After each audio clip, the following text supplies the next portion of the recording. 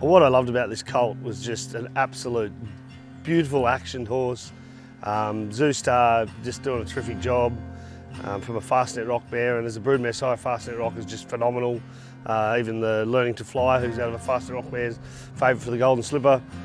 He just had this beautiful, beautiful nature to him, and I think we bought really well. Like, we struck early, lot 3, 220,000 for a beautiful colt like that was a great deal.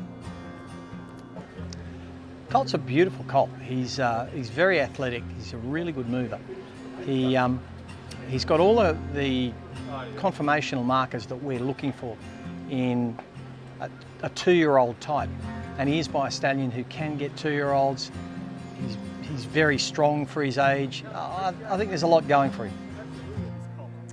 He's a very stylish, typical of those fast-looking Zoustar colts that very athletic, looks sharp enough to be a 2-year-old, which is exciting for the ownership group, and best stallion in the country, arguably Zoustar. There's a lot of boxes getting ticked.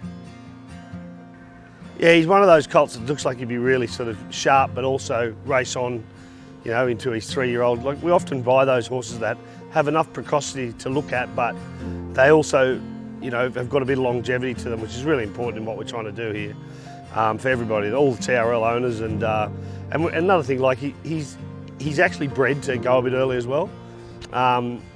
So I just think he's just the perfect fit for what we were looking for from a TRL point. And to have Richard and Will Freedman, who are flying at the moment, training for us, is just another big tick for this colt. I think this bloke is likely to run early, and he does seem to have a good aggressive attitude, which you do find in good early 2-year-olds. They tend to want to get on with the job. He looks like he wants to get on with the job. So I think he's a very good chance to run it too.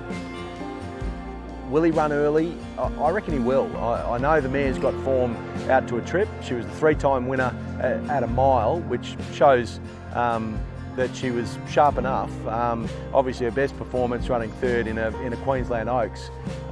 But he has got a real precocity about him, this horse, and he's impressed us at the farm all the way through, and he's looked sparky to us, even parading here. He just had that swagger and fast twitch fibre about him. So hey, I'd be expecting that we'll be seeing him at 2. I think we've bought him really, really well, and a good measure of that is how many trainers rang me after we bought him. I had about 4 or 5 trainers say, I'd love to train that horse, we loved him, and he sort of slipped under everyone's guard being lot 3. And to tell you the truth, I wasn't very confident that we would have enough bullets to buy him. But the only reason that we sort of really honed in on him is because he was lot 3, and often these sales, it just takes a little bit to warm up, and it certainly did that. And as the sales got on, those sort of colts have gone on and made that 300 plus. But I thought we bought him really, really well, and jumping in early was the key. He was early in the sale, and I think you can get a horse snuck through the market early in the sale. People don't have the confidence, he was only lot 3. So we had the confidence. We thought we'd have to pay more for him. So we were very pleased to get him at the 220. I think the price is very reasonable. There was a very clever and astute buyer in Mick Malone who saw some value nice and early.